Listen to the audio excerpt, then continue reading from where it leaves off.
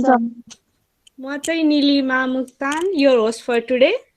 आज चाहिँ talk series with फ्रेन्डको बारेमा भन्नुपर्दा चाहिँ यो चाहिँ एक्चुअलमा डिजिटल प्लेटफर्म हो for those who want to speak about anything or who wants to share their knowledge experience है। अनि अब्जेक्टिभ चाहिँ टक सिरिजको भन्दाखेरि चाहिँ यो चाहिँ फर्स्टमा चाहिँ speaking skill interpersonal skill enhance गर्नु नै हो है। अनि मासमा बोल्दाखेरि चाहिँ नर्भसनेस एन्जाइटीहरू रिड्युस गर्नु नै हो। अनि हामी चाहिँ यो लकडाउनमा चाहिँ अनप्रोडक्टिभ आवरलाई कसरी प्रोडक्टिभ बनाउने भनेर चाहिँ यो टक सिरिज विथ फ्रेन्डको इनिसिएसन स्टार्ट गरेको। अनि अब कसैको बिचमा डिस्कनेक्टहरू हुन्छ भने चाहिँ है फेरि रिजोइन गर्नु होला। अनि फेसबुक लाइभमा पनि हेर्न सक्नुहुन्छ। अनि युट्युबमा पछि यो अपलोड हुन्छ, युट्युबमा पनि हेर्न सक्नुहुन्छ हजुरहरूले। ल अब हाम्रो स्पिक पर्सनसँगै जानु पर्ला है, वेलकम गरौँ उहाँलाई पनि। Not killing our precious time, I want to welcome our friend mister Kiran Prajapati to speak about his topic for today. ल किरण, वेलकम। हजुर, थ्याङ्क यू। अनि आजको टपिक चाहिँ वाइ प्राइभेसी म्याटर्स छ। त्योभन्दा अगाडि चाहिँ मेरो इन्ट्रोडक्सन दिन चाहन्छु। म चाहिँ ब्याचलर्स पास्ड आउट कम्प्युटर साइन्समा ब्याचलर्स गरेको सनवे इन्टरनेसनल कलेजबाट। र मेरो जब भनेको चाहिँ वेब डेभलपर हो। एज अ वेब डेभलपर म चाहिँ currently back end front end गर्दै वेब सर्भिसहरू बनाउने काममा चाहिँ लागिरहेको छु। अनि आजको टपिकमा जानुपर्दाखेरि चाहिँ प्राइभेसीको महत्त्व र उसको लागि त्यसको लागि हामीले के गरी आफ्नो प्राइभेसीलाई अझ बढी सेक्योर गर्न सकिन्छ त्यसमा जाने टपिक छ है। ल सुरु गर्दा हुन्छ है। फर्स्ट स्लाइडमा चाहिँ हामी वाट इज प्राइभेसी के हो भनेर प्राइभेसीलाई डिफाइन गर्नेतिर जान्छौँ। ल प्राइभेसीलाई चाहिँ हामीले दुईवटा टर्मले मजाले डिस्क्राइब गर्न सकिन्छ। एउटा छ सिक्रेसी, एउटा सेल्फ आइडेन्टिटी। प्राइभेसी भनेको चाहिँ एउटा खुबी हो जुन कुरा चाहिँ आफूले आफैलाई छुटाउन सकियोस् र आफ्नो कुरा चाहिँ अरूभन्दा भिन्नै राख्न सकियोस् भन्ने खुबी हो, जसमा चाहिँ दुईवटा मेन पोइन्टहरू आउँछ, सिक्रेसी र सेल्फ आइडेन्टिटी। सिक्रेसी भन्नाले आफ्नो कुरा, आफूलाई चाहेको कुरा पब्लिकली सो गर्ने र आफूलाई प्राइभेट राख्न चाहेको कुरा चाहिँ प्राइभेटली राख्न पाउने अधिकार जस्तै सिक्रेसीमा पर्ने भयो। र सेल्फ आइडेन्टिटी भन्नाले आफूलाई छुट्याउने, पब्लिक माझमा आफूलाई चाहिँ कसरी डिफ्रेन्ट गरी चिनाउन सकिन्छ, आफू चाहिँ को भनेर कसरी चिनाउन सकिन्छ भन्ने त्यो पार्टले चाहिँ सेल्फ आइडेन्टिटीमा पर्ने भयो। जस्तै आफ्नो युनिक फोन नम्बर हुन्छ, आफ्नो युनिक नेम, फुल नेम लास्ट नेमको हुन्छ। त्यसै गरी विभिन्न कुराहरूले चाहिँ सेल्फ आइडेन्टिटी दिन सकिन्छ। यी कुराहरू चाहिँ प्राइभेसीमा गाभिएको हुन्छ र प्राइभेसी चाहिँ ह्युमन राइट्सकै टर्ममा लिइन्छ र ह्युमन राइट्स नै हो। अब अगाडि बढौँ यसबाट। र प्राइभेसीमा जाँदै हामीले अर्को कुरा के बुझ्न सकिन्छ भन्दाखेरि अब हाम्रो ह्युमन प्राइभेसी डाटाबाट लिङ्क छ। अहिलेको टाइममा जब सबैजना चाहिँ इन्टरनेटको माध्यमबाट सबैजना आफ्नो कम्युनिकेसनहरू गरिरहेको हुन्छ, बिजनेसहरूदेखि लिएर सबै फिल्डहरूमा इन्टरनेटको युज हुन्छ र जहाँ चाहिँ डाटा चाहिँ एकदमै महत्त्वपूर्ण छ। यहाँ चाहिँ मैले नर्मली कति डाटा चाहिँ 1 सेकेन्डमा as a whole world widely इन्टरनेटको थ्रुबाट फ्लो हुन्छ भनेर सानो डाटा राख्न खोजेको छु। फर्स्टमा छ इमेल्स चाहिँ 2 मिलियन इमेल्स 1 सेकेन्डमा वर्ल्ड वाइडली जाने आउने गर्दो रहेछ। त्यसै गरी युट्युब भिडियोजहरू चाहिँ 84,000वटा 1 सेकेन्डमा भ्यू हुने गरिन्छ। र त्यसै गरी गुगल सर्चेसहरू चाहिँ 83,000वटा एकैचोटि हेर्ने सर्च गरिन्छ है। यसरी नै यही 3 डाटाबाट हामीले के थाहा पाउन सकिन्छ भन्दाखेरि हाम्रो डाटाहरू कति धेरै रहेछ, कति धेरै जेनेरेट गर्दो रहेछ। र त्यस्तै गरी यो त सबै 1 सेकेन्डको डाटा मात्रै भयो। यी भनेको 1 सेकेन्डमा जेनेरेट हुने डाटा मात्रै भयो। त्यसै गरी एउटा मान्छे आफ्नो बर्थदेखि डेटसम्म आफ्नो लाइफभरिमा कति डाटा जेनेरेट गर्दो रहेछ त, जब कि हामीलाई थाहा हुन्छ जिबी टेराबाइटसम्म डाटा भन्नाले त्यति डाटा भन्दा पनि एकदमै धेरै डाटा चाहिँ एउटा मान्छेले आफ्नो लाइफ स्प्यानभरि जेनेरेट हुन्छ। र उसको आफ्नो युनिक डाटा, आफ्नो युनिक पर्सनालिटी, आफ्नो प्राइभेसी मेन्टेन हुन्छ कि हुँदैन त्यो सबै त्यो डाटामा भर पर्छ। र आफ्नो डाटा चाहिँ कसरी कता स्टोर भएको छ त्यसले भन्ने भयो है। अब यसै गरी हजुर म एउटा क्वेसन सोध्छु ल। हुन्छ। मैले चाहिँ होइन मेरो डाटा प्राइभेट छैन भनेर चाहिँ कसरी थाहा हुन्छ मलाई? एज अ म एउटा स्मार्टफोन युज गर्ने भएँ होइन पर्सन। अब हजुर जस्तै मैले फेसबुकमा च्याटहरू मेरो पर्सनल च्याटहरू भयो, फोटोहरू भयो, त्यो चाहिँ मैले डिलिट गर्छु नि त एक्चुअलमा। तर एक्चुअल हजुर सर्भरमा चाहिँ त्यो डिलिट हुन्छ कि हुँदैन? त्यो कसरी अब चाहिँ त्यो मेरो छ कि छैन, मेरो डाटा सेक्योर छ भने चाहिँ मैले कसरी चाहिँ थाहा हुन्छ मलाई? त्यो भनिदेऊ न एकपल्ट। हजुर हाम्रो डाटा सेफ छ छैन भन्दा पनि हामी जुन सर्भिसहरू चलाउँछौँ, हामी मोस्ट युजली के चलाउँछौँ, हामी मोस्टली गुगल चलाउँछौँ नि, गुगल सर्च गर्छौँ, हजुर युट्युब भिडियो हेर्छौँ, इमेलहरू पठाउँछौँ, फेसबुक चलाउँछौँ। यो सबै डाटाहरू कोसँग छ त? रेस्पेक्टिभ एप्लिकेसन प्रोभाइड गर्ने सर्भिस प्रोभाइडरहरूसँग छ। जस्तै फेसबुक चलाउँछ भने फेसबुकको सर्भरमा हुन्छ डाटा, त्यसै गरी युट्युबको गुगलसँग सर्चहरूको रिलेटेड डाटा हुन्छ। र त्यो डाटा चाहिँ उनीहरूले कसरी स्टोर गर्छ, त्यो प्राइभेसी हाम्रो मेन्टेन हुन्छ कि हुन्न, हाम्रो प्राइभेसी रिलेटेड कुराहरू के छ भने चाहिँ हरेकले आफ्नो पेजमा प्राइभेसीमा टर्म्स अफ सर्भिस र प्राइभेसी पोलिसी बनाएको हुन्छ, जुन हामीले चाहिँ त्यो सर्भिस युज गर्न अगाडि एक्सेप्ट गर्नुपर्ने हुन्छ। र कुनै पनि सर्भिस सफ्टवेयरहरू होस् कि वेबसाइटहरू होस्, त्यस्तै इन्टरनेटको सर्भिसहरू युज गर्दाखेरि त्यो सर्भिस युज गर्नुभन्दा अगाडि नै हामीले त्यो टर्म्सहरूलाई एभोइड गर्नुपर्ने हुन्छ र हामीले एभोइड गरेरै अगाडि गएको हुन्छ। अब कुरा आउँछ हाम्रो प्राइभेसी सेफ छ कि छैन। अब त्यसमा चाहिँ इट डिपेन्ड्स भन्नुपर्छ होइन। अब सेफ छ छैन चाहिँ it depends on the service provider. हामीले के एप चलाइरहेको छौँ, कुन वेबसाइट हेरिरहेको छौँ, केबाट इन्टरनेटको हुन्छ नि डाटाहरू सर्च गरिरहेको छौँ, युज गरिरहेको छौँ डेली, त्यसमा भर पर्छ। सपोज गुगल छ भने गुगलमा कसरी आफ्नो डाटाहरू सर्भरमा राख्ने गरिन्छ, त्यसलाई चाहिँ कसरी उनीहरूले एडभर्टिजमेन्टबाट थ्रु अथवा थर्ड पार्टीबाट थ्रु कसरी एडभर्टाइजको लागि युज गर्छन् र आफ्नो डाटा रिस्कमा छ कि छैन, त्यो चाहिँ उनीहरूको प्राइभेसी पोलिसी हेरेर थाहा पाउन सकिन्छ। अब भनेपछि हामीले 100% रिलाइ चाहिँ गर्नु भएन कुनै पनि एपमा। हजुर उसको टर्म्स एन्ड यसलाई कन्डिसन, उसको प्राइभेट पोलिसी हेरेर चाहिँ हाम्रो डाटा सेक्योर छ कि छैन, हामीले डिलिट गरे पनि उता मेन सर्भरबाट डिलिट हुन्छ कि हुँदैन भन्ने कुरा चाहिँ त्यो उसको प्राइभेट पोलिसी अनुसार नै हुने भयो, हजुर भाइबर, गुगल, फेसबुक जे भए पनि। हजुर अब त्यो आफ्नो सर्भिस प्रोभाइडर पछि आफ्नो प्राइभेसी पोलिसी फरक हुनसक्छ र गभर्मेन्ट पछि पनि फरक हुन्छ। जस्तै नेपालको एक्ट के छ, उता जुन सर्भिस प्रोभाइड गरिरहेको छ युएसको फेसबुक छ भने युएसको एक्ट के छ, त्यो अनुसार अनि आफ्नो कम्पनीको एक्ट अनुसार हरेक चिजको प्राइभेसी पोलिसी भ्यारी हुन्छ। र हामीले सर्भिस युज गर्न अगाडि त्यो हेर्न जरुरी छ कि मलाई यो एप चलाउन खोजिरहेको छु। सपोज एक्स भन्ने एप छ भने एक्स एप चलाउन खोजिरहेको छु, यसको प्राइभेसी रिलेटेड टर्म्सहरू के रहेछ, मैले युज गर्दाखेरि मेरो यो डाटा जुन म फिलअप गर्छु एप खोल्नको लागि, एकाउन्ट जुन बनाउँछु, त्यो चाहिँ सेफ छ कि छैन भनेर त्यसमा एकचोटि हेरेर आफूले युज गर्नलाई कम्पेयर गर्नुपर्ने हुन्छ। मेरो प्राइभेसी चुज गर्ने कि म यो एपबाट हुने भ्यालु चुज गर्ने भनेर। र यदि आफ्नो एपको भ्यालु र प्राइभेसी दुइटै कम्प्लायन्समा छ, दुवै मजाले ब्यालेन्स छ भने हामी चलाउन सकिन्छौँ। अथवा केही केसमा प्राइभेसी चाहिँ अलिकति ह्याम्पर गर्ला जस्तो छ तर सर्भिस चाहिँ राम्रो छ भने पनि हामी चलाइरहेको हुन्छौँ नि। मोस्टली धेरै जसो एपहरू हुन्छ, जस्तै फेसबुकहरू भनौँ अथवा नर्मल कुनै वेबसाइटहरूमा डाटा दिइरहेको हुन्छ नि हामी, आफ्नो पर्सनल डाटाहरू, त्यो चाहिँ उनीहरूमा नै भ्यारी हुने भयो। एन्सर चाहिँ भेरिएबल हुने भयो। ल अगाडि बढ्दा हुन्छ। ल अगाडि जाँदाखेरि अब आउँछ त्यो डाटाबाट यति धेरै इन्फर्मेसन जेनेरेट हुन्छ होइन। हाम्रो कुरा, हाम्रो इन्फर्मेसन, हाम्रो पर्सनल आइडेन्टिफायर हो, हाम्रो नलेज जस्तै बर्थ डेटहरूदेखि लिएर एड्रेसदेखि लिएर धेरै कुराहरू डाटामा स्टोर हुने गरिन्छ। त्यो कहाँ स्टोर हुन्छ त्यसमा लगाऊँ है त। क्लाउड सर्भिसहरूमा स्टोर हुन्छ। मोस्ट अफ द डाटा हाम्रो क्लाउडमै हुन्छ। सबै डाटा क्लाउड भन्नाले बादल भन्ने सोच आउँछ एकैचोटि, तर क्लाउडको मिनिङ चाहिँ के हो भन्दाखेरि कतै पर डाटा स्टोर गर्नु हो जुन हामीलाई थाहा हुँदैन। क्लाउडको एनालोजी कसरी बुझ्न सकिन्छ भन्दाखेरि यसरी हेर्दाखेरि क्लाउड हामीभन्दा कति धेरै नजिक देखिन्छ नि आकाशमा हेर्दाखेरि, तर रियलमा डिस्टेन्स त धेरै टाढा हुन्छ नि त, किलोमिटर्स, 1000 किलोमिटर्स, 100 किलोमिटर्स पर हुन्छ नि त। त्यसै गरी क्लाउड सर्भिसको मिनिङ पनि हाम्रो जुन डाटाहरू हुन्छ नि, जस्तै वेबसाइटमा युज गर्ने डाटा, इमेलहरू, पिक्चर्सहरू, डकुमेन्ट्सहरू, त्यो सबै चाहिँ कतै सर्भरमा स्टोर गरेको हुन्छ र त्यो सर्भरले हामीलाई सर्भिस दिन्छ।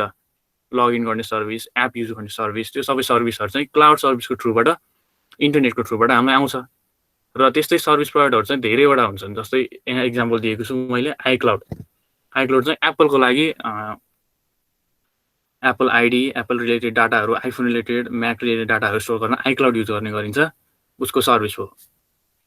अर्को चाहिँ एकदमै युज भएको हामीलाई सबैलाई थाहा भएकै गुगल सर्भिसहरू जस्तै ड्राइभ, जिमेल र गुगल रिलेटेड सबै गुगल सर्चहरूदेखि लिएर अनि गुगलको अरू अरू एप्सहरू सबै गुगल सर्भिसमा पर्छ। उनीहरू सबैले गुगलको आफ्नो क्लाउडमा स्टोर गर्ने भयो। त्यसै गरी एप्पलले आफ्नो एप्पलको क्लाउडमा स्टोर गर्ने भयो। यसबाट चाहिँ मैले के भन्न खोजेको भन्दाखेरि यदि तपाईँ एप्पल युजर हुनुहुन्छ भने तपाईँको कन्ट्याक्ट्सहरू देखि लिएर आफ्नो इन्फर्मेसनहरूदेखि लिएर सबै जुन आइक्लाउडमा स्टोर भएको हुन्छ त्यो त उनीहरूले कस्तो युज गर्लान्, के युज गर्लान् भन्ने उनीहरूको प्राइभेसी पोलिसीमा रिलेटेड भयो, जुन हामीलाई थाहा नहुन सक्छ र कुनै बेला उनीहरूले मिसयुज गर्न सक्छन्। प्राइभेट कम्पनी हो एप्पल भनेपछि उनीहरूले आफ्नो गेनको लागि केही गर्न सक्छन्। हाम्रो डाटा थ्रेटमा छ कि छैन भन्ने चाहिँ त्यहाँ प्रश्न आउन सक्छ। त्यसै गरी गुगलले पनि, अब गुगल त अझै एप्पल भन्दा पनि अझै ठुलो कम्पनी हो, अझै जायन्ट हो। किन भन्दाखेरि हामी के युज गर्छौँ यसको, युट्युबदेखि लिएर ड्राइभदेखि लिएर मेलहरू सबै पठाउने गुगलको जिमेलबाट गर्छौँ। सर्चहरू पनि सबै गुगलकै सर्भिस युज गर्छौँ। त्यसै गरी उनले जुन डाटाहरू पाइरहेछ हामीबाट त्यो डाटा चाहिँ कतिको सेक्योर छ छैन भने उनीहरूलाई क्वेसन गर्ने ठाउँ आउँछ। त्यही भएर क्लाउड सर्भिसेसमा पनि हाम्रो प्राइभेसीको थ्रेटहरू हुन सक्ने चान्सेसहरू छन्। त्यही भएर क्लाउड सर्भिस पनि हामीले कन्सिडर गर्न एकदम इम्पोर्टेन्ट छ है। ल त्यो भन्दै अब अगाडितर्फ जाउँ। अर्को छ एकदम वाइडली एक्सेप्टेड हाम्रो मोबाइल फोन। जुन मोबाइल फोनबाट हामी इन्टरनेटहरू चलाउँछौँ र धेरै फिचर्सहरू छन् जुन स्मार्टफोन भनेर आएको छ नयाँ, त्यसमा पनि धेरै कुराहरू चाहिँ प्राइभेसी थ्रेटनिङ टाइपको फिचर्सहरू पनि हुन सक्छन्। जस्तै जिपिएस। अब जिपिएस हामी कति युज गर्छौँ, कतै टाढा नयाँ ठाउँ जानु पर्दाखेरि अननोन ठाउँमा डिरेक्सनहरू हेर्नको लागि र साथी फ्यामिली कता खाने ट्र्याक गर्नको लागि पनि जिपिएस युज गर्न सकिन्छ। जुन जिपिएसको हार्डवेयर चाहिँ बिल्ट इन हुन्छ स्मार्टफोनहरू, एभ्री स्मार्टफोनमा है। र जिपिएसको फिचर त पायो हामीले, अब त्यसलाई मिसयुज पनि गर्न सक्छ नि त कसैले। कोही कता छ भने हेर्नलाई मिसयुज गरेर जिपिएसको नि फाइदा उठाउन सक्ने भयो कसैले। त्यसै गरी एन्ड्रोइड फोनहरू, स्पेसली चाहिँ एन्ड्रोइड फोनमा जाउँ, स्मार्टफोन भन्दाखेरि एन्ड्रोइड फोनहरूमा रिमोट इन्स्टल गर्ने चाहिँ चान्सहरू हुन्छ, रिमोट इन्स्टल गर्न सकिन्छ एन्ड्रोइडमा। धेरै यस्तो भल्नरेबिलिटी भन्नाले कमजोरीहरू छन् एन्ड्रोइड अपरेटिङ सिस्टममा, जुन चाहिँ मोस्ट अफ द मोबाइल हाम्रो एन्ड्रोइड हुन्छ।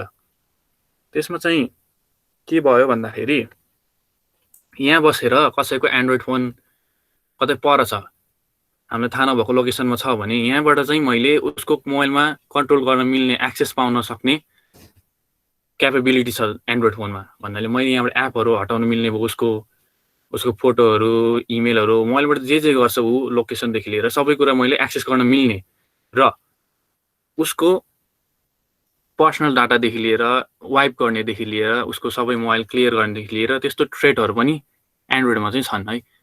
अनि त्यसै गरी अपरेटिङ सिस्टममा भर पर्ने भन्दाखेरि हाम्रो अपरेटिङ सिस्टम जसले प्रोभाइड गर्छ नि फोनमा, त्यसमा पनि त उसले त धेरै कुरा स्टोर गरेको हुन्छ। जस्तै हामीले के सर्च गऱ्यौँ, के गऱ्यौँ भन्दै तपाईँको गुगलको operating system, Android operating system use गरिरहेको छ भने गुगलले अरू सर्भिस रिलेटेड गरेर धेरै डाटाहरू हाम्रो कलेक्ट गरिरहेको हुन्छ।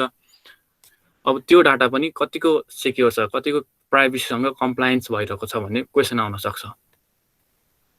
ल यति भयो, यी कुराहरू भयो स्मार्टफोनमा हुन सक्ने प्राइभेसी थ्रेटहरू है। ल यी थ्रेटहरू थाहा भएर अब अगाडि बढ्दाखेरि किरण रिमोट इन्स्टलको बारेमा एकचोटि भनिदेऊ न फेरि, मैले बुझ्दै बुझिनँ। हजुर, रिमोट इन्स्टल भनेको चाहिँ यस्तो केही गरी तपाईँको एन्ड्रोइड फोन कसैले युज गर्यो अथवा कसैले एकैछिन पाएर त्यसमा चाहिँ सफ्टवेयरहरू इन्स्टल गरेर तपाईँलाई थाहा नदिकन हुन्छ नि, नराम्रो इन्टेन्टले कुनै वेबसाइटबाट एप हाल्न लगाएर, कुनै वेबसाइट भिजिट गरेर अथवा इमेलको थ्रुबाट केही सफ्टवेयर इन्स्टल गर्यो भने त्यो सफ्टवेयर लुकेर अथवा खुला देखिने गरी बसेर उसले आफ्नो काम गरिरहेको हुन्छ ब्याकग्राउन्डमा, आफ्नो थाहा नपाइकन हुन्छ नि, सिक्रेटली तपाईँको इन्फर्मेसनहरू बाहिर पठाइरहेको हुन्छ। जस्तै इमेजहरू, फोनहरू, त्यो चाहिँ कुनै बेला तपाईँले अनप्रोटेक्टेड टाइपको अथवा अनट्रस्टेड भन्छौँ नि जुन, अब त्यस्तो कुनै सफ्टवेयर इन्स्टल गर्नुभयो अथवा कुनै वेबसाइट भिजिट गर्नुभयो र एक्सेस दिनुभयो भने चाहिँ यसरी चाहिँ हाम्रो रिमोट इन्स्टलबाट चाहिँ प्राइभेसीमा थ्रेट आउन सक्छ। हाम्रो सिस्टममा आएर त्यो अटो इन्स्टल हुने भयो। हजुर, हामीले चाहिँ जानी नजानी एक्सेस दिएका हुन सक्छौँ कुनै एप यो वेदर एप त हो नि भनेर, अथवा यो त मेरो फुटबल स्कोर हेर्ने एप त हो नि, यसलाई कन्ट्याक्ट एक्सेस दिउँ न, यसलाई राइट एक्सेस दिउँ न, यसलाई जिपिएस एक्सेस दिउँ न भनेर दिइरहेको हुन्छौँ। तर हामीलाई यो कुरा थाहा हुँदैन कि त्यो एप लेजिट हो कि होइन, कि सेक्योर सोर्सबाट आएको हो कि होइन, टेस्टेड हो कि होइन, सेफ छ कि छैन भनेर। अब उसले इन्टेन्सनली अनइन्टेन्सनली डाटा कलेक्ट गरिरहेको हुनसक्छ, जुन हामीले चाहिँ चाहेको हुँदैनौँ नि त। त्यसरी एक्सेस गर्न सक्छ रिमोटली, कुनै पनि एपबाट लिन सकिन्छ एन्ड्रोइड फोनमा चाहिँ। त्यसरी फिचर्स चाहिँ छ त्यस्तो है। ओके, अब जाउँ त थ्रेटहरूमा है। अब के कस्तो थ्रेटहरू आएको छन् प्राइभेसीमा अहिलेसम्म, त्यो थ्रेटहरू एउटा दुइटा इन्सिडेन्टहरू अनि डाटा स्क्यान्डलहरूको बारे सानो टपिक राखेको छु, त्यसमा जाउँ। अब यो चाहिँ ग्लोबल सर्भिलियन्स भनेको चाहिँ के हो म क्लियर गर्न चाहन्छु है। ग्लोबल सर्भिलियन्स अथवा मास सर्भिलियन्स भनेको चाहिँ एकदमै लार्ज स्केलमा मान्छेहरूलाई मोनिटर गरेर राख्नु। जस्तै सानो सानो इक्जाम्पल दिँदाखेरि चाहिँ हामी जुन फार्मिङ गर्छौँ नि मान्छेहरू, हामी फार्मिङ गर्दा हरेक आफ्नो एनिमलहरूको केयर गर्छौँ नि, यो एनिमललाई के भइरहेछ प्रोफाइलिङ गर्छौँ नि, यसलाई चाहिँ रोग लगाइरहेको छ, यसलाई छुट्टाएर राख्छ यसरी भनेर सबको डाटा कलेक्ट गर्छौँ। त्यसै गरी जब मान्छेमा हुन्छ सर्भिलियन्स ग्लोबली एकदमै ठुलो स्केलमा, त्यसलाई चाहिँ ग्लोबल सर्भिलियन्स भन्छ। उसको आउने जानेदेखि लिएर के काम गर्छ, मेसेजदेखि लिएर अनि इन्टेन्सनहरू, च्याटहरू केदेखि लिएर हरेक डाटाहरू प्रोफाइलिङ गरेर त्यसबाट मिनिङफुल इन्फर्मेसन निकालेर त्यसलाई आफ्नो बेनिफिटको लागि युज गर्नु भनेको ग्लोबल सर्भिलियन्समा पर्ने हो है। अब यसमा चाहिँ यी तिनवटा कुराहरू चाहिँ के भन्दाखेरि एडवर्ड स्नोडेनले रिलिज गरेको एनएसए र सिआइएले युज गरेका यिनीहरू सफ्टवेयरहरू अथवा सर्भिसहरू ग्लोबल सर्भिलियन्सका हुन् है त। सुरुमा छ प्रिजम। प्रिजम भनेको चाहिँ एउटा यस्तो उनीहरूको प्रोजेक्ट हो होइन। एनएसए भनेको चाहिँ उताको डिफेन्सको अफिस हो होइन, नेसनल डिफेन्स अफिस हो, जसले चाहिँ प्रिजम भन्ने प्रोजेक्ट चाहिँ कस्तो खालको प्रोजेक्ट बनाएको भन्दाखेरि उसले चाहिँ हरेक ट्राफिकहरू, इन्टरनेटको ट्राफिकहरू जुन आउँछन् त्योहरू लिनेदेखि लिएर अनि ठुल्ठुलो कम्पनीहरू जुन छ नि, माइक्रोसफ्ट अनि फेसबुक, एप्पल, त्यस्तै गरी सानो कर्पोरेटहरू जब युट्युब, स्काइपहरू छुटिरहेको थियो त्यो बेला सबै उनीहरूको एक्सेस लिन सक्ने गरी उनीहरूले चाहिँ एउटा सिस्टम बनायो प्रिजम भन्ने, जसले चाहिँ एकदम लार्ज स्केलमा डाटा हार्भेस्टिङ गर्यो, मतलब कलेक्सन गर्यो। यी ठुला ठुला कम्पनीहरूबाट उनीहरूले प्रोफाइलहरूदेखि लिएर युजरको मेसेजहरूदेखि लिएर सबै डाटाहरू कलेक्ट गर्न पाउने आफ्नो एक्सेस बनायो र यसलाई कलेक्ट गरेर राख्यो। के को लागि भन्दाखेरि यो सुरु भएको चाहिँ कहाँबाट भन्दाखेरि 9/11 एटेक भएको थियो, जुन सेप्टेम्बर 11मा ट्विन टावरमा अट्याक भएको थियो। त्यो एट्याकबाट चाहिँ डिफेन्सको लागि भनेर सबैलाई मोनिटर गर्नु पर्यो भनेर नयाँ सिस्टम बनायो जुन चाहिँ प्रिजम भन्ने हो है। यसमा चाहिँ यसरी नै ग्लोबली सर्भिलेन्स गरेर राख्यो। अर्को छ एक्स की स्कोर भन्ने हो। यो चाहिँ के सफ्टवेयर हो भन्दाखेरि यो चाहिँ प्रिजमको लागि नै युआई हो। युआई भन्नाले अब यो चाहिँ ब्याकमा चल्ने प्रोसेसहरू भयो, भित्र के हुन्छ भन्ने सबै प्रिजममा हुने भयो। र त्यसै गरी एक्स की स्कोर भनेको चाहिँ अगाडिपट्टि गुगल सर्च जस्तै हुन्छ यो सर्च इन्जिन, जसमा चाहिँ दुई टाइपको सर्च गर्न सकिन्थ्यो एडवर्ड स्नोडेनले भने अनुसार है। यो सबै चाहिँ एडवर्ड स्नोडेनले भने अनुसार एउटा चाहिँ एकदमै हार्ड डाटा, जस्तै एकदमै युनिक डाटा, जस्तै पर्सनल आइडेन्टिफायर टाइपको डाटा लिएर सर्च गर्न सकिन्छ। एउटा एक्जाम्पल दिनु पर्दाखेरि इमेल।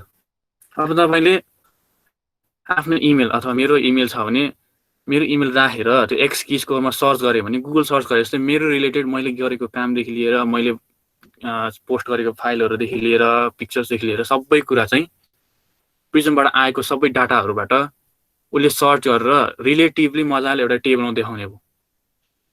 त्यो चाहिँ सर्भिस एक्स की स्कोर भन्ने चाहिँ सर्भिस थियो। यसमा चाहिँ अर्को सफ्ट प्रोफाइलिङ पनि गर्नु मिल्छ, सफ्टली सर्च पनि गर्नु मिल्छ, जुन चाहिँ एकदम भेग डाटामा कि सानो सानो डाटामा, जस्तै किवर्ड एउटा, जस्तै केही एउटा वर्ड लेखेर टेररिजम रिलेटेड वर्ड हो अथवा अट्याक रिलेटेड वर्ड हो भने, हेट रिलेटेड वर्ड हो भने त्यो वर्ड राखेर कसले के ट्विट गरिरहेछन्, कि कसले के पोस्ट गरिरहेछन्, कसले डकुमेन्ट सेयर गरिरहेछन्, पिक्चरहरूदेखि लिएर त्यो रिलेटेड सबै फिल्डहरू चाहिँ मजाले यसले सर्च गरेर टेबलमा देखाउने भयो। हो यस्तो सफ्टवेयरहरू चाहिँ भन्दा चाहिँ उनीहरूले 9/11 को अट्याक पछि बनाएको हो।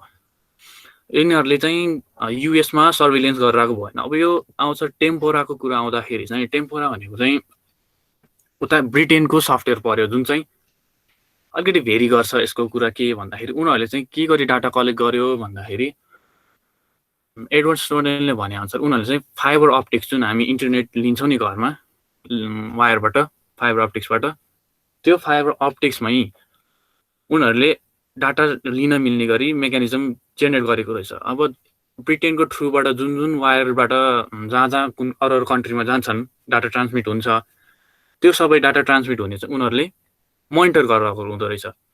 र त्यो सफ्टवेयर अब त्यो प्रोग्राम चाहिँ उनीहरूले टेम्पोरा नाम दिएर एउटा कोड नेम दिएर उनीहरूले रन गरिरहेको थियो ब्रिटेनले। अब त्यसमा चाहिँ नासा एनएसएको मान्छेहरू, युएसको डिफेन्स एजेन्सीको मान्छेहरूको पनि घरिघरि कोलाबोरेसन हुन्थ्यो। 3-3 महिनामा डाटाहरू उनीहरूलाई पनि एक्सेस गर्न दिने थियो। त्यसरी नै सर्भिलेन्सको चाहिँ यस्तो ठुलो स्केलमा चाहिँ सर्भिलेन्सको प्रोग्रामहरू भइरहेको रहेछ। यसबाट चाहिँ के गरियो भन्दाखेरि मेन मोटिभ उनीहरूको टेररिजम अट्याक हो, तर हाम्रो प्राइभेसीमा पनि त थ्रेट आयो नि त। हामीलाई चाहिँ नचाहि ट्र्याक गरिरहेछन् मान्छेहरूले, हाम्रो डेली लाइफस्टाइलहरू हेरिरहेको छन् होइन।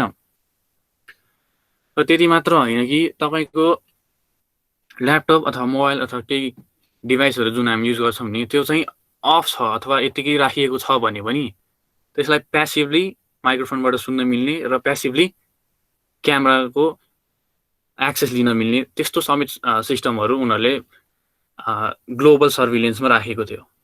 र योबाट थाहा हुन्छ कि हाम्रो प्राइभेसी थ्रेटमा चाहिँ यस्तो यस्तो सिस्टमहरू पनि रहेछ जुन एडवर्ड स्नोडेनले रिलिज गरेको थियो द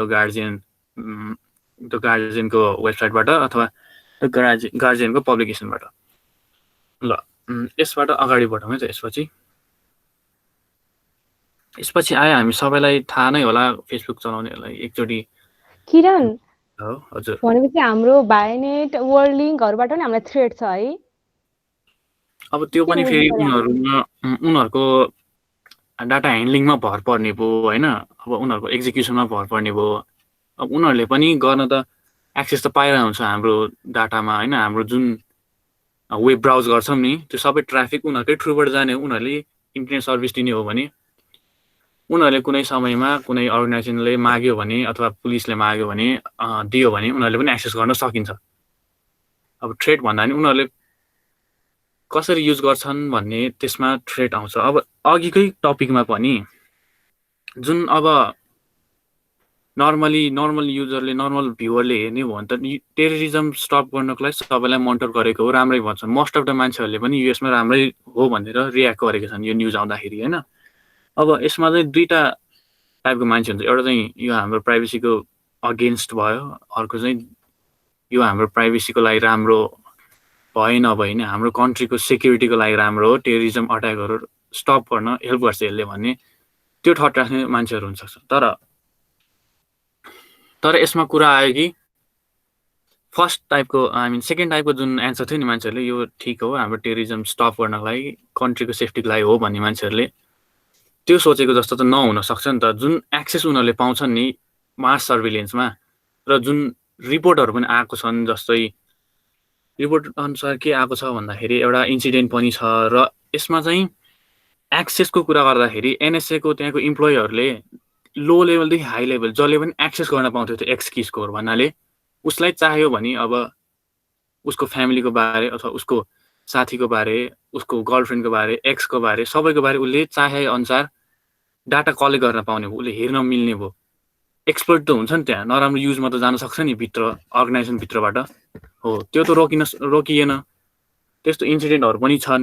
त्यही भएर यो चाहिँ थ्रेट नै हो हाम्रो प्राइभेसीमा। र यसरी मास सर्भिलेन्स गर्नुबाट कति फाइदा हुन सक्छन्, कति नोक्सान पनि हुन सक्छन् र प्राइभेसीमा धेरै ह्याम्पर पनि हुन सक्छ यसबाट भन्ने कन्क्लुजन लिन सकिन्छ है। तपाईँको एन्सर पाउनुभयो? पाएँ। हजुर। अब डाटा स्क्यान्डलमा जाँदाखेरि अब यो चाहिँ 2017 एकदम चर्चामा आएको थियो फेसबुकको क्याम्ब्रिज एनालिटिका डाटा स्क्यान्डल भन्ने होइन। यो चाहिँ के भयो भन्दाखेरि क्याम्ब्रिज एनालिटिका भनेको चाहिँ डाटा माइनिङ गर्ने, डाटासँग प्रोसेस गरेर उसलाई आफूले चाहे जस्तो कुनै एउटा गोल लिएर त्यसलाई प्रोसेस गर्न सकिने टाइपको अर्गनाइजेसन थियो जसले चाहिँ फेसबुकबाट डाटा एक्सेस लिएको थियो र फेसबुकको युजरहरूको डाटाहरू सबै डाटाहरू कलेक्ट गरेको थियो र अब त्यहाँबाट चाहिँ के स्क्यान्डल भयो भन्दाखेरि डाटामा फेसबुकको टर्म्स अनुसार उनीहरूको अग्रिमेन्ट अनुसार चाहिँ उनीहरूले पाएको त्यो डाटा केही युजको लागि गोल कम्प्लिट भइसकेपछि टर्मिनेट भइसक्नु पर्ने थियो डाटाहरू सब डिलिट भइसक्नु पर्ने थियो तर भएनन् र त्यो डाटा डिलिट नगरिकन उनीहरूले के गर्यो भन्दाखेरि एउटा क्याम्ब्रिज एनालिटिकाकै मान्छेले एप एउटा बनाएको थियो जसको नाम चाहिँ this is a digital life भन्ने थियो। अब उसले आफ्नो एप साथीहरूलाई सेयर गर्यो त्यसै गरी 1 to many हुँदै एकदम धेरै मास स्केलमा सर्कुलेट भयो र अराउन्ड 270,000 होला मेबी फिगर्स मलाई ठ्याक्क थाहा छैन 270,000 मेबी त्यति होला मान्छेहरूले चाहिँ एप इन्स्टल गरेको थियो। एपले चाहिँ के गर्थ्यो भन्दाखेरि तपाईँले फेसबुकबाट लगइन गर्नुपर्ने थियो त्यसमा फेसबुकबाट लगइन गरेपछि तपाईँको एक्सेसहरू माग्थ्यो उसले डाटाको एक्सेसहरू दिएपछि तपाईँको चाहिँ डिजिटल लाइफ यस्तो छ भनेर यसो देखाउँथ्यो उसले।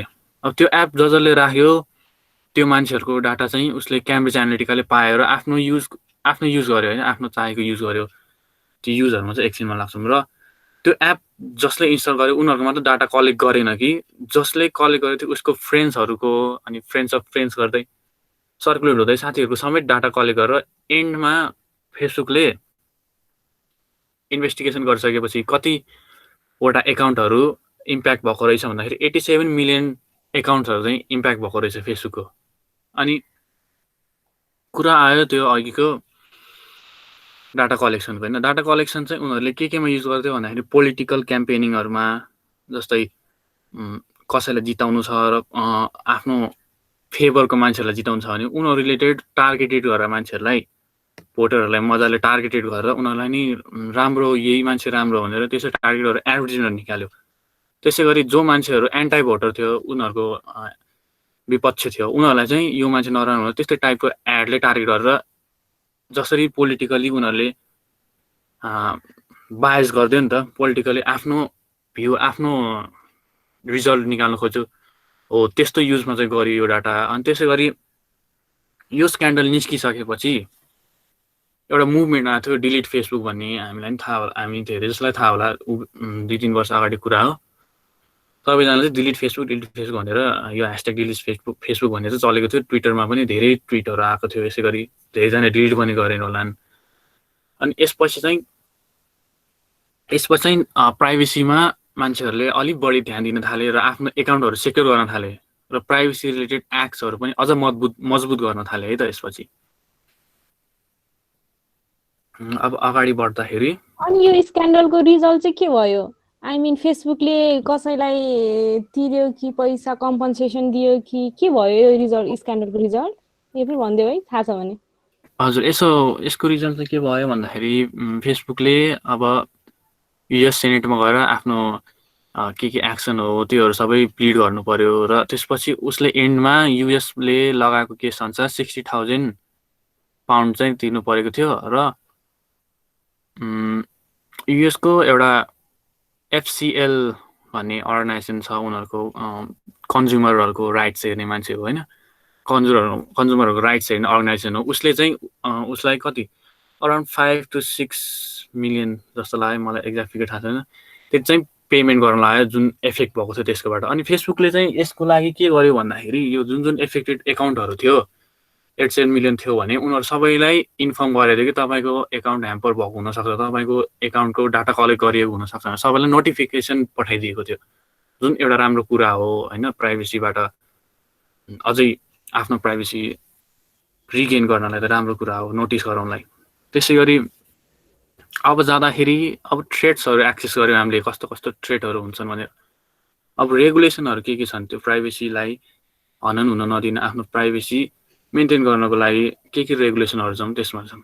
अब यसमा चाहिँ मैले यही दुईटा मेन एक्टहरू मात्र राखेको छु किनभने एउटा भनेको युरोपियन युनियनको जेनरल डाटा प्रोटेक्सन रेगुलेसन भनेको चाहिँ नर्मल जिडिपिआर भनेर चिनिन्छ यो चाहिँ फेसबुकको स्क्यान्डल पछि आएको एकदम ठुलो इम्प्रुभमेन्ट हो जसले चाहिँ युरोपको नयाँ डाटा कलेक्सन गर्दाखेरि युरोपको मान्छेहरूको डाटा स्टोर गर्दाखेरि यो लहरू एभाइड गर्नुपर्छ, यो लहरू फलो गर्नुपर्छ भनेर युरोपियन युनियनले निकालेको गाइडलाइन्स हो। र किनभने मोस्ट अफ द एकाउन्ट जुन अफेक्ट भएको थियो त्यो अगाडिको स्क्यान्डल क्याम्ब्रिज एनालिटिका डाटा स्क्यान्डलबाट मोस्ट अफ द एफेक्टेड चाहिँ युएस थियो फर्स्टमा, त्यसपछि सेकेन्डमा चाहिँ युरोप थियो, थर्डली अस्ट्रेलिया थियो। त्यही भएर युरोपले चाहिँ केही स्टेप्स लिएर अब हाम्रो प्राइभेसी रिलेटेड टर्म्सहरू चाहिँ अझ मजबुत गर्नु पर्यो भनेर जिडिपिआर भन्ने आफ्नो रेगुलेसन ल्यायो। र तपाईँहरूले कतिले याद गर्नुभएको छैन होला, एउटा टाइममा अब यो जिडिपिआर पुस भइरहेको टाइममा धेरै जसोले फेसबुकले पनि जिडिपिआर कम्प्लाइन्स हुने गरी युरोपियनहरूको लागि मात्र नभएको सबैलाई जिडिपिआरसँग कम्प्लाइन्स हुने गरी आफ्नो प्राइभेसी पोलिसी चेन्ज गर्यो उसले, र नोटिफाई पनि गरेको होला धेरैलाई। अब जिमेलहरूले, युट्युबले, मोस्ट अफ द सफ्टवेयरहरू जुन चाहिँ मार्केट छ, जसको चाहिँ मार्केट छ युरोपमा होइन, उनीहरूले सबैले अब जिडिपिआर कम्प्लाइन्स गर्नु पर्यो यदि आफ्नो सफ्टवेयर आफ्नो वेब सर्भिस रन गर्नु छ भने युरोपमा। त्यही भएर सबैले जिडिपिआर कम्प्लाइन्स हुने गरी आफ्नो पोलिसीहरू अपडेट गरे। र अर्को एक्ट द प्राइभेसी एक्ट 2075 नेपालको एक्ट छ, यसमा पनि हाम्रो कन्ट्रीको कन्स्टिट्युसनमा भएको एक्ट हो जुन चाहिँ 2075मा अझ मजबुत बनाएको छ प्राइभेसीको एक्ट। हाम्रो पर्सनल इन्फर्मेसनहरू कसरी कलेक्ट हुन्छ र के एक्सेस गर्न पाउँछन्, के चाहिँ अगेन्स्ट हाम्रो प्राइभेसी हो, हामीले कसरी क्लेम गर्न सकिन्छ, धेरै इन्फर्मेसनहरू चाहिँ द प्राइभेसी एक्ट 2075मा छन्। ल अब यी कुराहरू रेगुलेसनहरूबाट पनि हामीलाई सेभ गर्न सकिन्छ, हाम्रो प्राइभेसीहरू हनन हुन नदिनलाई गभर्मेन्टबाट पनि केही गर्न सकिन्छ, लबाट केही गर्न सकिन्छ भन्नाले त्यति मात्र नभइकन हामी आफै सेयर गरौँ म मेरो। हुन्छ हजुर। एकपल्ट के हाम्रो म क्याप 3 स्टुडेन्ट भयो होइन, हाम्रो चाहिँ के हुन्थ्यो भन्दाखेरि एउटा आइटी क्लास हुन्थ्यो कि 40 आवर्सको, अनि त्यसमा चाहिँ हाम्रो सरले चाहिँ आइटी ट्रेनिङ भन्नाले आइटी फ्रडहरू, अब हाम्रो अडिटमा त चाहियो नि त आइटी फ्रडहरू कसरी अर्गनाइजेसन चाहिँ फ्रड हुन्छ भनेर भन्नाले आफ्नो एक्सपिरियन्स सेयर गर्नुभएको थियो कि। अनि त्यति सरले के भन्नुभएको थियो भन्दाखेरि चाहिँ अनि जस्तै हामीले जुन कुराहरू बोल्छौँ होइन, अनि त्यसपछि अब हामी कुनै कुराहरू सर्च गर्छौँ त्यसको चाहिँ अनि ठ्याक्क त्यो सर्च गरेपछि चाहिँ फेसबुकमा युट्युबमा त्यसको नोटिफिकेसनहरू आउने होइन, त्यो रिलेटेड डिटेलहरू आउने, अनि जस्तै एडहरू आउने त्यस्तोहरू हुने कि। अनि त्यसपछि सर त्यस्तो भन्दा चाहिँ त्यस्तो कहाँ हुन्छ त, अब हामीले सर्च गरे त एउटै मेल आइडी भयो, अब युट्युबमा पनि त्यही मेल आइडी हुन्छ, क्रोममा पनि अब त्यही मेल आइडी हुन्छ, अब फेसबुकमा त्यही मेल आइडी हुन्छ, केही लिङ्क भयो होला भनेर बुझ्थ्यौँ होइन हामीले। अनि तर हामी यस्तो बोल्यौँ अनि त्यसपछि कहाँ हुन्छ त बोलेको कुरा पनि कहाँ हाम्रो रेकर्ड हुन्छ त जस्तो लाग्थ्यो कि मलाई। अनि त्यसपछि अनि एकपल्ट हामीले चाहिँ के गर्यो भने अक्टोपस खाने भनेर अक्टोपसको रेस्टुरेन्टको कुरा गरेँ कि म र मेरो साथी। अनि त्यसपछि त्यसको ठ्याक्क सडन भोलिपल्टतिर यसो हेरेँ फेसबुकमा अक्टोपसको रेस्टुरेन्टको आयो कि। अनि यो त कोइन्सिडेन्ट होला जस्तो लाग्यो होइन। त्यसो सरले भन्नु त भएको थियो नि त हामीलाई यस्तो यस्तो नि हुन्छ है, त्यो तिमीहरूको चाहिँ प्राइभेसी यस्तो छ भनेर भन्नुभएको थियो। अनि कहाँ यस्तो हुन्छ त भने फेरि अनि त्यसपछि रामेन च्यालेन्जको कुरा गऱ्यौँ, त्यो पनि आयो होइन। त्यसो कति कुराहरू यस्तो त्यहाँदेखि चाहिँ मैले नोटिस गर्न थालेँ कि। अनि यो चाहिँ कसरी हुन्छ भनेर चाहिँ भनिदेऊ न एकपल्ट। भने हामीले बोलेको कुराहरू रेकर्ड भन्छ केहीमा हामीले त स्मार्टफोनमा त डिक्लाइन नै गर्न मिलेन नि त, यस्तो हो नि त कि डिजेबल गर्नु पर्यो होइन हामीले। यो तपाईँको यो एडहरू टार्गेट गर्ने यो सबै भनेको हामी मोस्ट अफ द मोबाइलमा एन्ड्रोइड मोबाइलहरू हुन्छ हामी सबैको होइन। र अनि त्यसपछि हामीले युज गर्ने भनेको गुगलको सर्भिसहरू जस्तो जिमेल भयो, गुगल सर्च भयो। यदि तपाईँले मोबाइलमा सर्च गर्नुहुन्छ अथवा गुगलको क्रोममा सर्च गर्नुहुन्छ अनि गुगल क्रोम चलाउँदा मोबाइल चलाउँदाखेरि जुन डाटाहरू तपाईँ इन्टरनेटमा सर्च गर्नुहुन्छ, गुगल क्रोमबाट सर्च गर्नुहुन्छ, त्यो डाटाहरू चाहिँ उसले ट्र्याक गरेर हुन्छ एडको लागि, एड प्रिफरेन्सको लागि होइन। अब त्यसले के गर्छ भन्दाखेरि अब तपाईँले सपोज अब डार्क चक्लेट सर्च गर्नुभयो भने नेक्स्ट टाइम तपाईँलाई डार्क चक्लेटकै किन एड आउँछ भन्दाखेरि उसले त्यो डाटाहरू सबै कलेक्ट गरिरहेछ, हार्भेस्टिङ गरिरहेछ आफ्नो एडभर्टिजमेन्टको लागि होइन। अब त्यही अनुसार जसरी तपाईँलाई एड पठाउँछ त्यसरी उनीहरूको मार्केट त अझै राम्ररी बढ्ने हो नि त, सेल्स बढ्ने भयो उनीहरूको त्यसरी नै।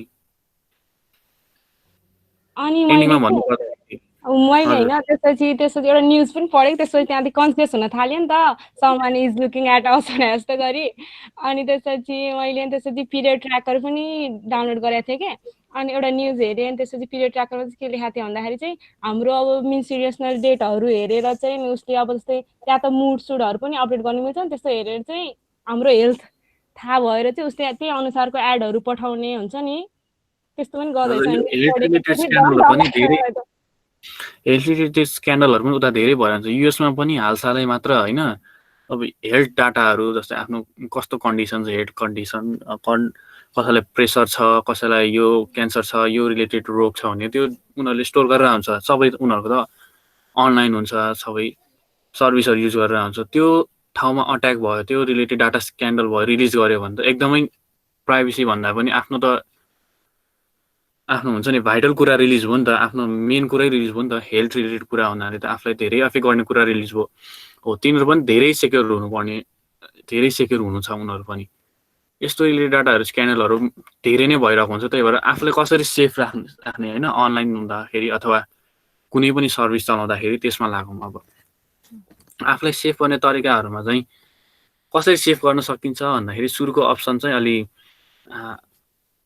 हुन्छ नि अनौठो लाग्ला तर स्टे अफलाइन भन्नाले आफूलाई सेफ गर्नु छ आफ्नो प्राइभेसी राख्नु छ आफ्नो डाटा कलेक्ट नहोस् कसैलाई थाहा नहोस् भन्नु छ भने एउटा अप्सन हो र सबभन्दा राम्रो अप्सन स्टे अफलाइन बसेर आफ्नो डाटा हार्ड डिस्कमा राखेर बक्समा रोकिराख्नु बक्समा भित्र राखेर ताला मारेर राख्नु भन्न सकिन्छ एउटा होइन तर हामी कतिको अफलाइन बस्न सक्छौँ र यो टाइममा होइन र अब यो टाइममा त सबै कम्युनिकेसनहरूदेखि लिएर सबै इन्टरेक्सन ट्रान्ज्याक्सनदेखि लिएर सबै कुरा अनलाइनै भइरहेको छ भने अफलाइन बसेर काम भएन होइन अब अर्को कुरा भनेको एकाउन्टहरूमा के गर्न सकिन्छ भन्दाखेरि 2 फ्याक्टर अथेन्टिकेसन अन गर्न सकिन्छ 2 फ्याक्टर अथेन्टिकेसन भन्नाले हामी मोस्टली पहिलाको सर्भिसहरू हाम्रो कस्तो छन् अथवा अलि अनसेक्योर सर्भिसहरू कस्तो हुन्छन् भन्दाखेरि पासवर्डबाट मात्र लगइन गरिन्छ अब पहिलाको याहू एकाउन्ट हेरौँ होइन पहिला हामी युज गरेको याहू एकाउन्टमा पनि त्यस्तै थियो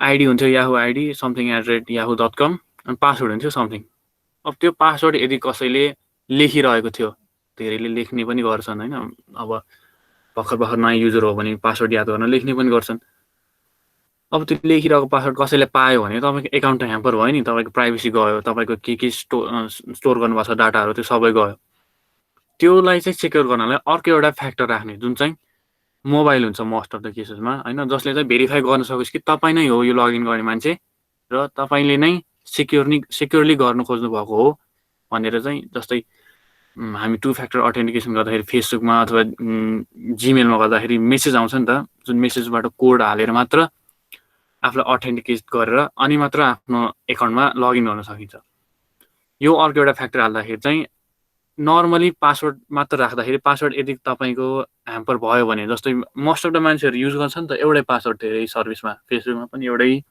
गुगलमा पनि एउटै ल्यापटपमा पनि एउटै पासवर्ड माइक्रोसफ्ट एकाउन्टमा पनि एउटै पासवर्ड त्यसरी एउटै पासवर्ड छ भने तपाईँको यदि गुगल एकाउन्ट ह्याक भयो केही गरी गुगल एकाउन्ट ह्याक भयो भने तपाईँको ल्यापटपको पासवर्ड पनि उसले थाहा पाउने भयो माइक्रोसफ्टको पनि थाहा पाउने भयो फेसबुकको पनि थाहा पाउने भयो त्यसरी चेन्ज गर्दै तपाईँको सबै अनलाइन एक्टिभिटी त सबै ह्याम्पर हुने भयो नि त त्यो नहुनलाई पासवर्ड मात्र एक्वायर गरे पनि उसले त अथेन्टिकेट गर्नलाई अझै अर्को एउटा मिडियम छ जुन मोबाइल तपाईँसँगै छ भने त तपाईँको पासवर्ड पाएर पनि कसैले केही गर्न सकेन हो त्यो ठाउँमा चाहिँ 2 फ्याक्टर अथेन्टिकेसन एकदमै सेक्योर हुन्छ र अर्को अप्सन आयो इन्क्रिप्सन यिनीहरू चाहिँ फाइलमा भयो होइन यदि तपाईँको फाइल कतै सेफ छैन कतै सेफ भएको छैन अनलाइन राख्दाखेरि कतै कसैले बिचमा फाइल चाहिँ ह्याम्पर गरेर चोर्ला अथवा चेन्ज गरिदेला भन्ने छ भने सोच छ भने इन्क्रिप्सन गर्न सकिन्छ इन्क्रिप्सनले चाहिँ के गरिन्छ भन्दाखेरि हाम्रो डाटालाई चाहिँ ऱ्यान्डम डाटामा टर्न गरिदिन्छ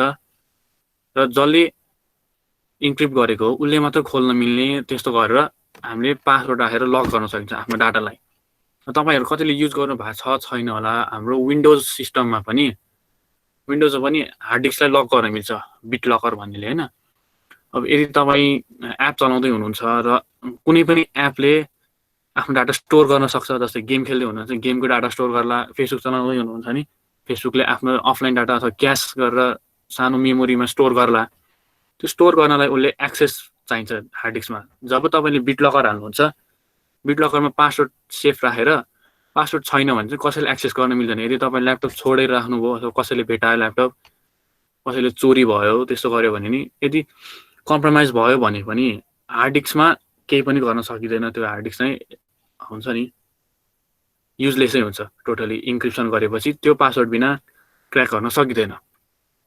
यसरी चाहिँ हामीले यी फ्याक्टरहरूबाट चाहिँ सेफ हुन सकिन्छ। र अगाडि बढ्ने कुरामा चाहिँ के छ भन्दाखेरि अरू केही मेथड्सहरू एउटा क्वेसन राखौँ, हुन्छ हुन्छ। यो टु फ्याक्टर अथेन्टिकेसन चाहिँ कसरी गर्ने हो? हजुर त्यो टु फ्याक्टर अथेन्टिकेसन चाहिँ तपाईँले मोस्ट अफ द सफ्टवेयरमा सेटिङ्समा एकाउन्ट सेटिङ्समै हुन्छन् सिक्युरिटीमा गएर होइन। अब मलाई थाहा भएको चाहिँ धेरै जसो युज गरेको मैले गुगलको छ, त्यसै गरी फेसबुकको पनि छ। सेटिङ्समा गएर हेर्नुभयो भने अथेन्टिकेसन त्यही रिलेटेड टर्म्सहरूमा कतै तपाईँले भेट्न सक्नुहुन्छ। Thank you. हुन्छ ल, अब अगाडि बढ्दाखेरि चाहिँ स्विच गर्न सक्छौँ हामी। नर्मली जसरी इन्टरनेट युज गर्छौँ त्यसलाई स्विच गर्न सक्छौँ आफ्नो प्राइभेसी अझ बढी सेफ गर्नको लागि, थ्रेटहरूबाट सेफ हुनलाई है। अब फर्स्ट छ ब्राउजर। फर्स्ट ब्राउजरमा चाहिँ ब्रेभ भन्ने ब्राउजर आएको छ नयाँ। ब्रेभ ब्राउजर चाहिँ किन म रेकमेन्ड गर्छु अथवा किन अरू मान्छेहरूले प्राइभेसी एक्सपर्टहरूले किन रेकमेन्ड गर्छन् भन्दाखेरि ब्रेभ ब्राउजर बन्नुको सोल मोटो नै होइन प्राइभेसी लिनु हो क्या। फेरि आफ्नो प्राइभेसी जुन गयो नि त्यो फेरि आफ्नै कन्ट्रोलमा राख्नलाई त्यही मोटिभले बनेको ब्राउजर हो। जुन चाहिँ ब्रेभ चाहिँ जसले इन्टरनेट स्टार्ट गरेको थियो, जसले वर्ल्ड वाइड वेब भन्ने इन्भेन्ट गरेको थियो, त्यही मान्छेसँगै मिलेर उसले कर्पोरेसनले बनाएको चाहिँ सफ्टवेयर हो होइन। अनि ब्रेभ सफ्टवेयर चाहिँ ओपन सोर्स हो। ओपन सोर्स र क्लोज सोर्समा जाउँ एकचोटि। ओपन सोर्स र क्लोज सोर्स भनेको चाहिँ कस्तो हो भन्दाखेरि ओपन सोर्स भनेको चाहिँ तपाईँको सफ्टवेयर कसरी बनेको छ, सफ्टवेयर चाहिँ कोडबाट बन्छ होइन। अब सी प्रोग्रामिङ अथवा त्यसै गरी जाभास्क्रिप्ट भनेपछि त्यो प्रोग्रामिङ ल्याङ्ग्वेज हुन्छ जसले चाहिँ सफ्टवेयरहरू बनाउँछ। फेसबुक जस्तै अथवा गेमहरू जस्तै सबै ल्याङ्ग्वेजबाटै बनेको हो। त्यो जे कोड बनेको हुन्छ, जसले सफ्टवेयर बनाएको हुन्छ, त्यो सफ्टवेयरको कोड सबैलाई भ्युएबल छ। तिमी पनि हेर, तिमी पनि चेन्ज गर भनेर जसरी राखिएको छ, सबैले भ्यू गर्न मिल्ने, एडिट गर्न मिल्ने, चेन्ज गर्न मिल्ने राखेको छ भने त्यो चाहिँ ओपन सोर्स भयो, ओपनली एभाइलेबल भयो। अब अर्को हुन्छ क्लोज सोर्स, जस्तै माइक्रोसफ्ट विन्डोजले चाहिँ के गर्छ भन्दाखेरि एकदमै बक्स जस्तो, ब्ल्याक बक्स जस्तो क्या, के छ थाहा छैन, भित्र यो हाल्यो भने यसको रिजल्ट यो आउँछ, यो इनपुट गऱ्यो नि यो आउँछ भनेर त्यसरी ब्ल्याक बक्सहरू सिल गरेको हुन्छ आफ्नो विन्डोजको सिस्टम। उसले चाहिँ हामीलाई कोड के हो थाहा हुँदैन, सिल गरेको हुन्छ त्यसरी नै, कसरी रन हुन्छ थाहा हुँदैन, मेकानिजमहरू केही थाहा हुँदैन। जब ओपन सोर्समा चाहिँ के गरेको हो, भित्र के भइरहेको सबै थाहा हुन्छ। त्यसै गरी क्लोज सोर्स चाहिँ विन्डोज भयो अपरेटिङ सिस्टममा। अर्को चाहिँ लिनक्स भन्ने छ जुन चाहिँ ओपन सोर्स हुन्छ। लिनक्स कसरी बनेको छ, लिनक्समा एपहरू के गर्नेदेखि लिएर लिनक्सलाई जस्तो मन लाग्छ त्यस्तो गर्न मिल्छ आफूले चाहेअनुसार। यदि त्यो मान्छेले प्रोग्रामिङ गर्न जान्छ भने उसले चाहेअनुसार लिनक्सलाई आफ्नो फाइदामा बनाउन सकिन्छ।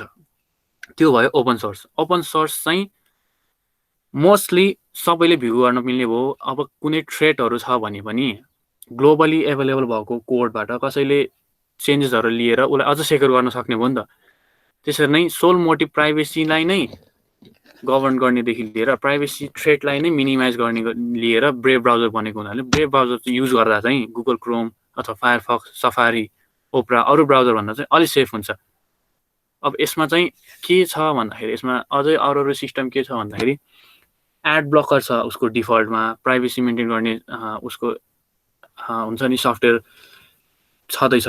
एड ब्लकर पनि आफै डिफल्टमा छ र त्यसपछि उसले के गर्छ अर्को भन्दाखेरि टोकन पनि दिन्छ, एउटा टाइपको करेन्सी जस्तो पनि दिन्छ होइन। एडहरू हेरेर आफूलाई एड हेर्नु मन छ भने पनि गर्न सकिन्छ। उसले छुट्टै एडहरू दिन्छ, त्यो एड हेरेर बापत पैसा पनि दिने गर्छ यसले चाहिँ होइन। त्यो पैसा चाहिँ हामीले डोनेट गर्नेदेखि लिएर पछि कन्भर्ट गरेर झिक्नेदेखि त्यस्तो गर्न मिल्छ यो ब्रेभले चाहिँ। ल अनि त्यसपछि आयो सर्च इन्जिन भने हामी मोस्टली सर्च इन्जिन के युज गर्छौँ, google.com बाट सर्च गर्छौँ धेरै जसो गुगलबाट। अर्को भयो याहू भयो, त्यसै बिङ भनेको माइक्रोसफ्टको सर्च इन्जिन भयो। अलिक नट पपुलर, त्यति पपुलर नभएको चाहिँ यो छ डकडकगो। डकडकगो पनि एउटा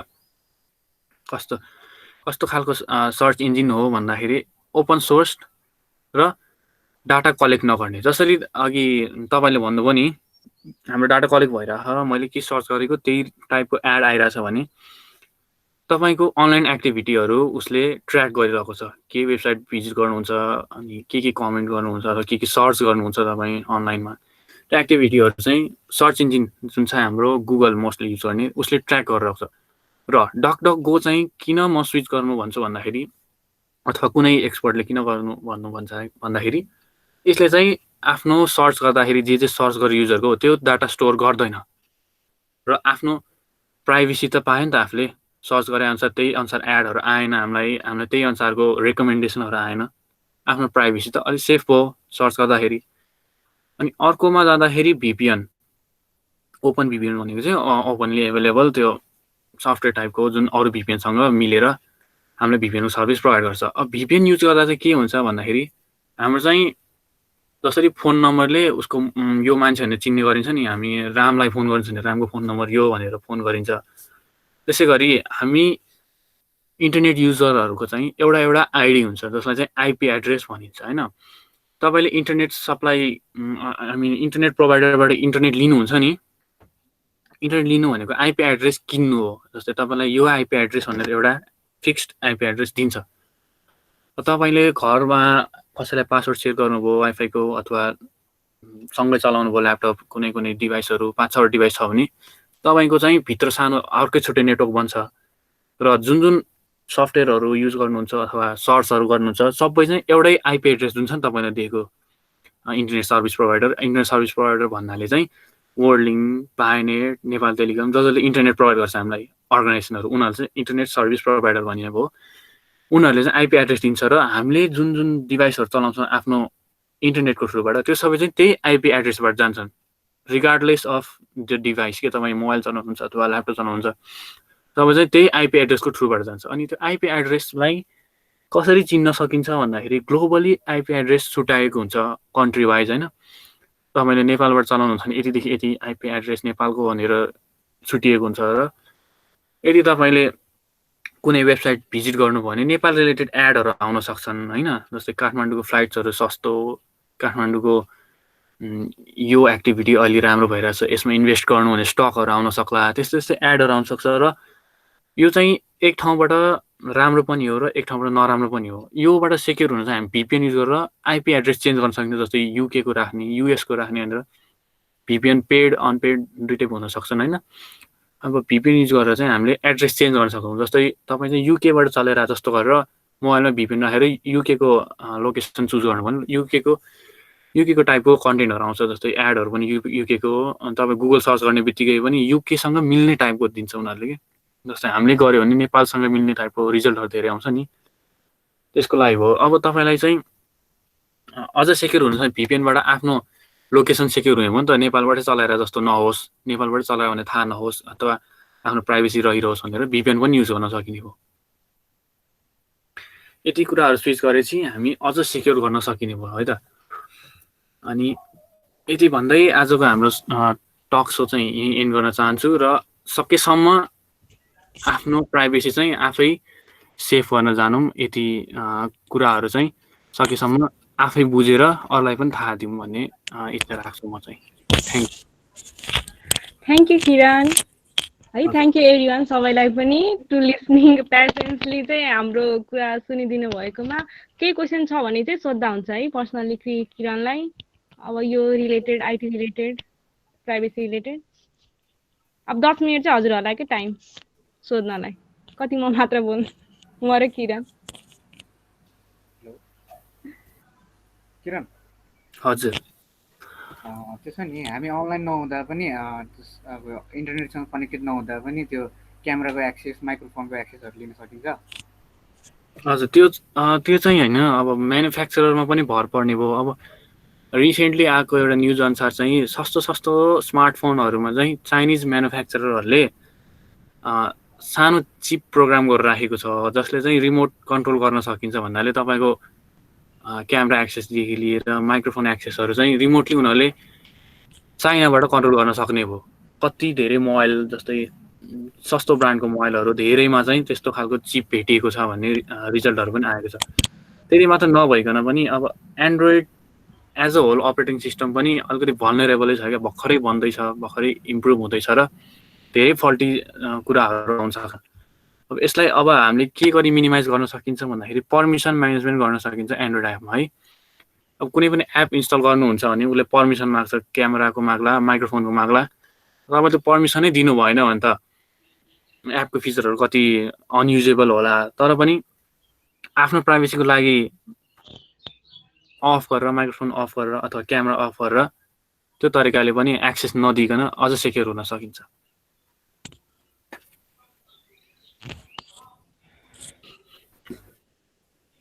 हजुर, अरू कुनै क्वेसन?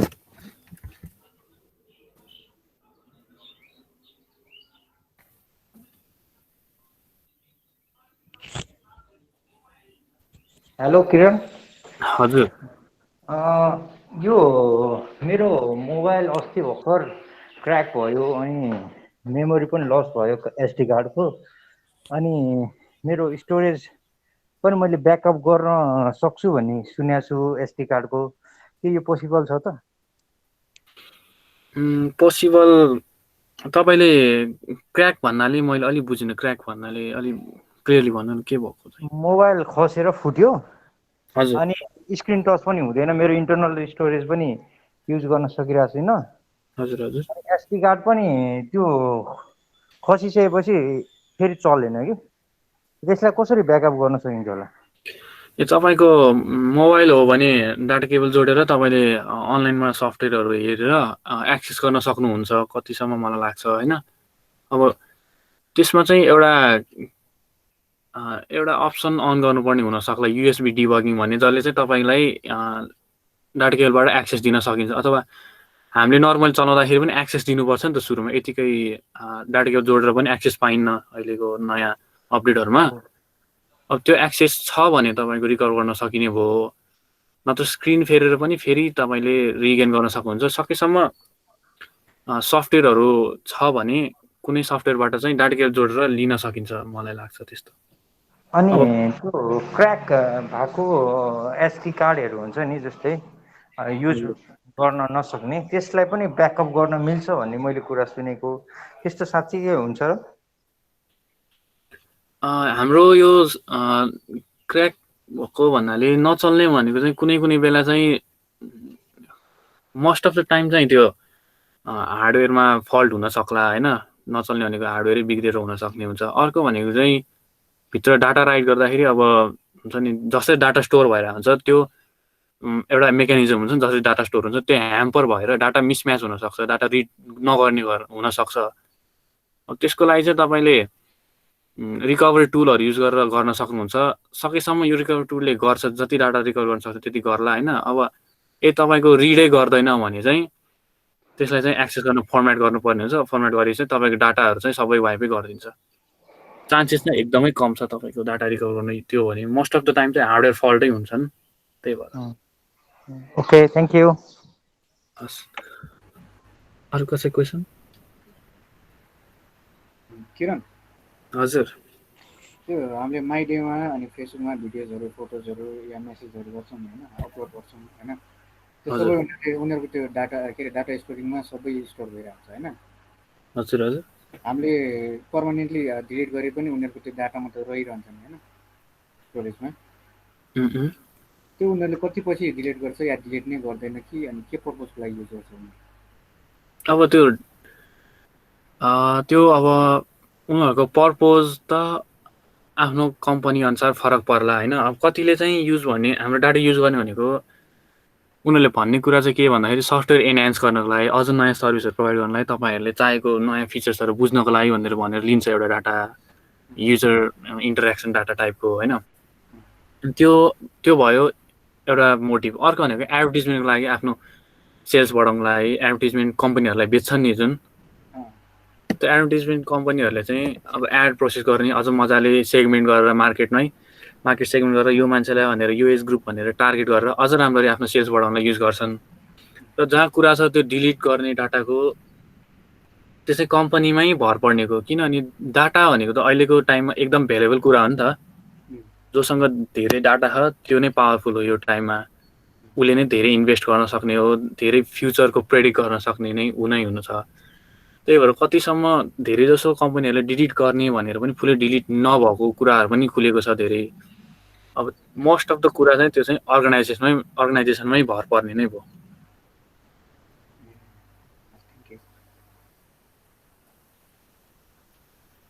हजुर, अरू कसैको क्वेसन?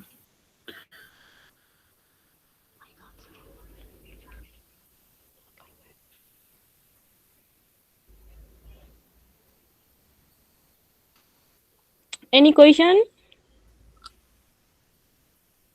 अब इन गर्नु होला है। हुन्छ ल, थ्याङ्क यू एभ्रिवान है फेरि। अनि if you want to speak चाहिँ हामीलाई सम्पर्क गर्नु होला, contact us through personally contact गर्नुभयो नि हुन्छ। अरू फेसबुकमा, लिङ्कडिनमा, युट्युबमा अब हेर्न पनि सक्नुहुन्छ है। अनि मेसेज पनि गर्नु होला फेसबुकमा। त्यति भन्दै आजलाई बाई बाई सबैलाई। Have a nice day.